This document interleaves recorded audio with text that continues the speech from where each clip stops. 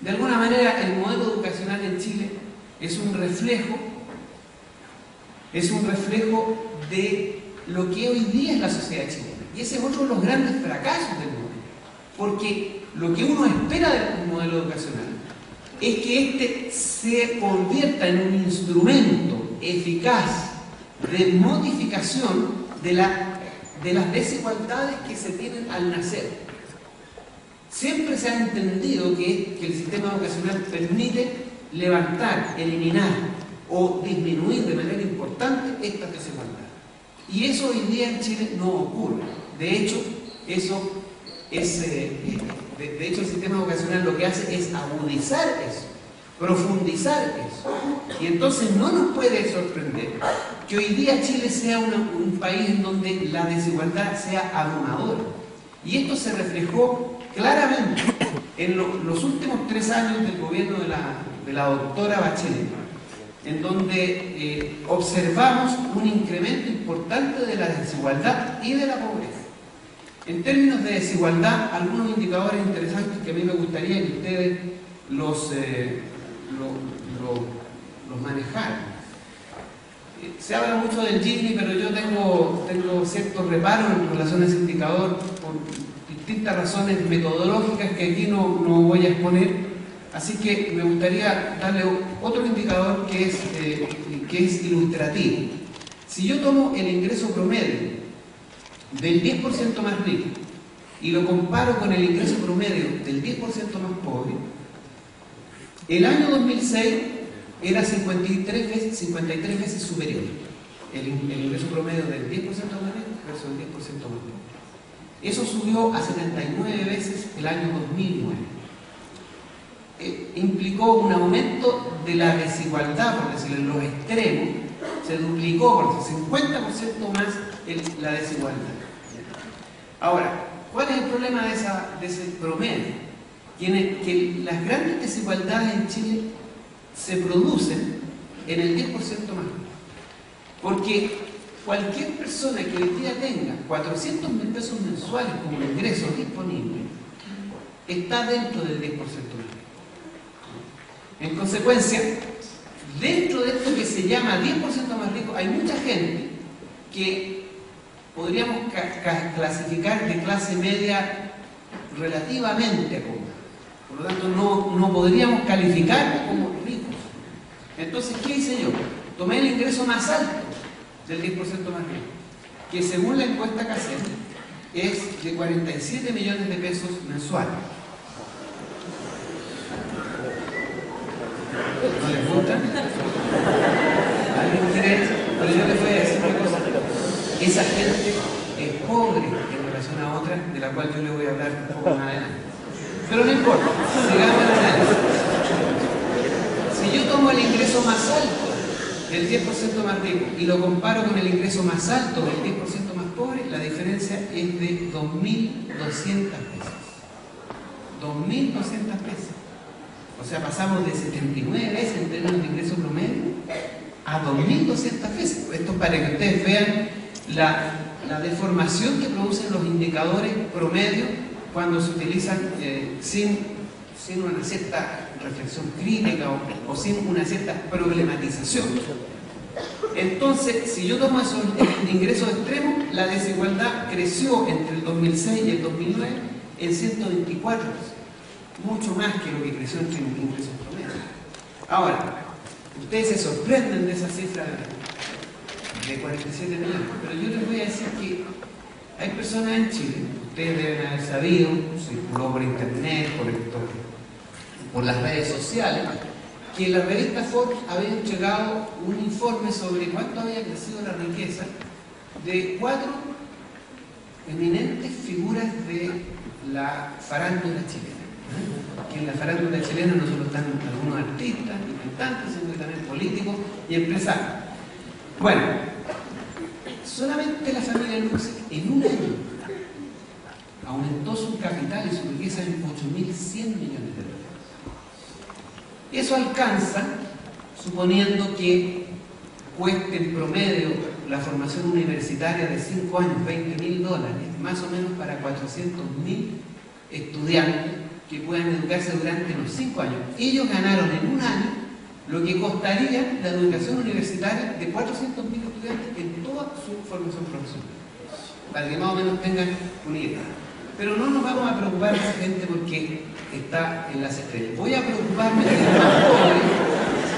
del más pobre de estos señores ricos, es decir, el presidente Piñera. Él es el más pobre de los ricos. Solidaridad con los pobres.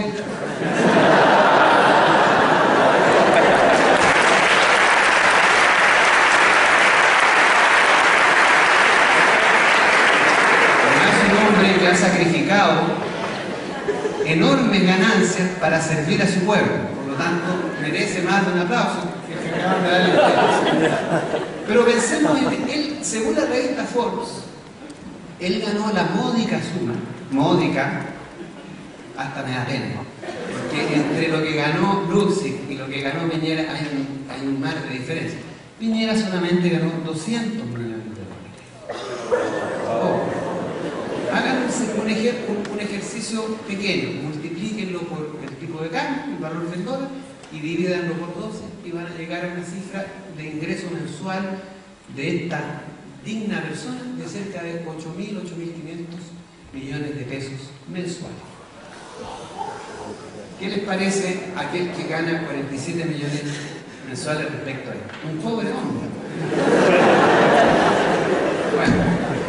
Entonces, si yo tomo a los señores feudales que no contestan las encuestas, porque ese es el problema de las encuestas, que hay un montón de gente que no contesta las encuestas, que por los ingresos más, las encuestas en general tienden a subestimar el ingreso de los más ricos porque obviamente estos sectores están más ocultos y es más difícil determinar cuánto es lo que ganan.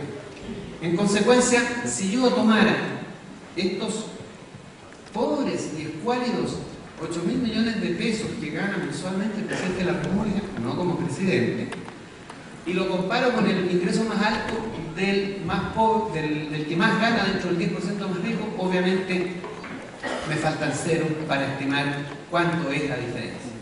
Esto es una demostración, les entrego esta información para que más o menos no solamente puedan enterarse de ciertas indecencias que ocurren en este país, sino que también para que aquilaten cuál ha sido el impacto de la educación en Chile.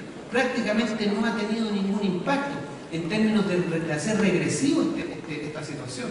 No ha modificado el problema de la desigualdad, lo ha acrecentado, ha hecho y ha contribuido el sistema educacional chileno a hacer más profundas las diferencias, más anchas las desigualdades y más dolorosas las situaciones sociales que muchos chilenos viven hoy día. Yo diría que 8 de 10 chilenos no tienen el ingreso suficiente para enfrentar sus necesidades básicas elementales. Hablando de la complejidad, no estoy hablando de que 8 de 10 chilenos viven debajo de los puentes.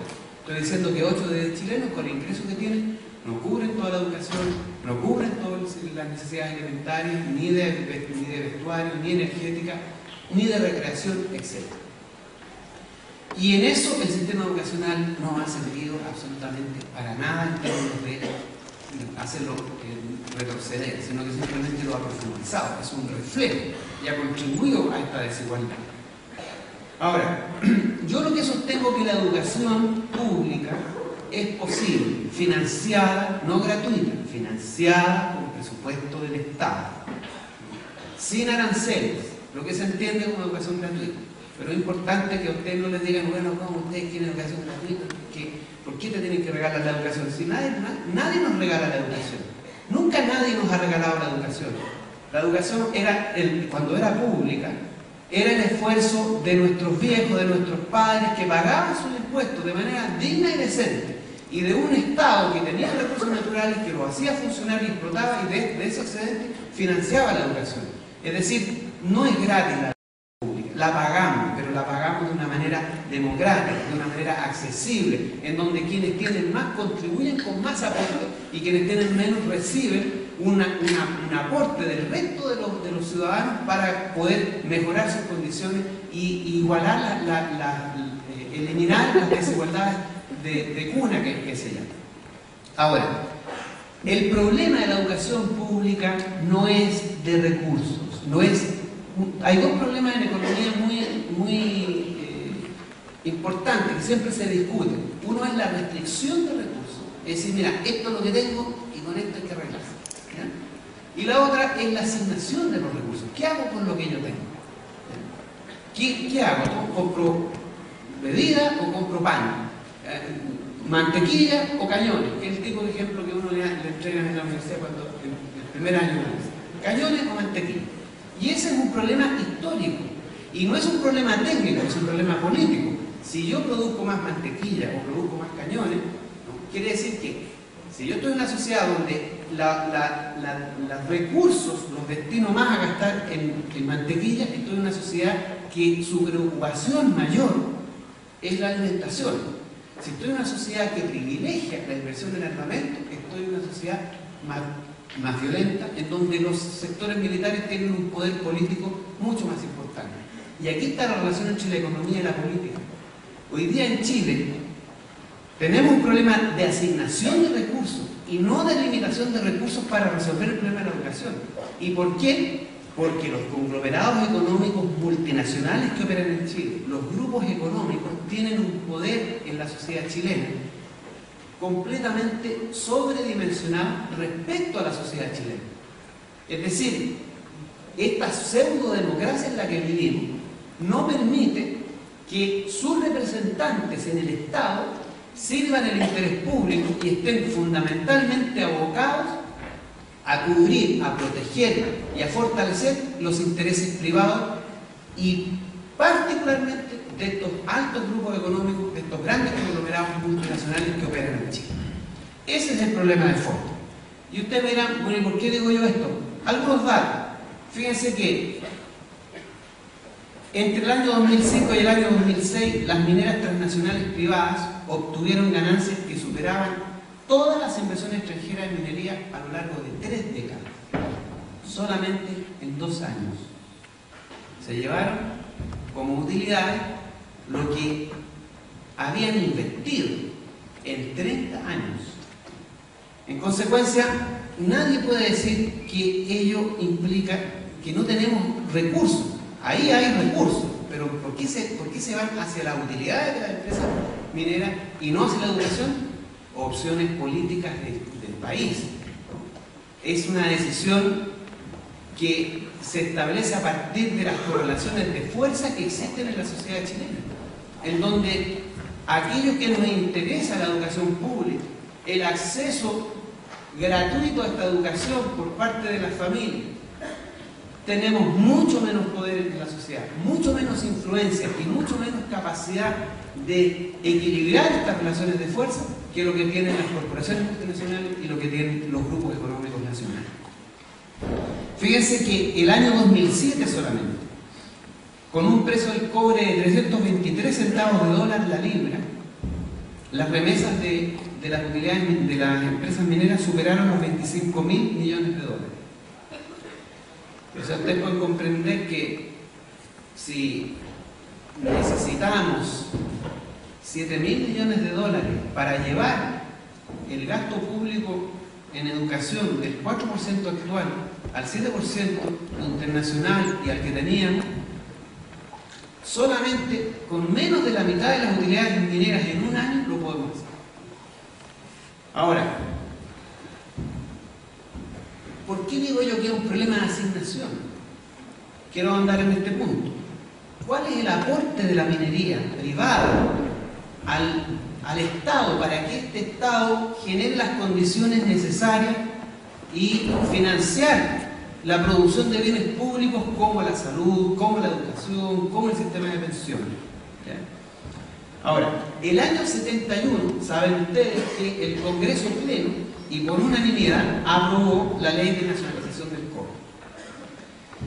Eso permitió que el 95% de la producción de cobre quedara en manos de Codelco, y eso permitió recursos importantes, y yo les voy a decir más adelante cuántos, para que el Estado chileno pudiese, de alguna manera y con cierta holgura, producir, generar los bienes públicos que necesita un país para su desarrollo.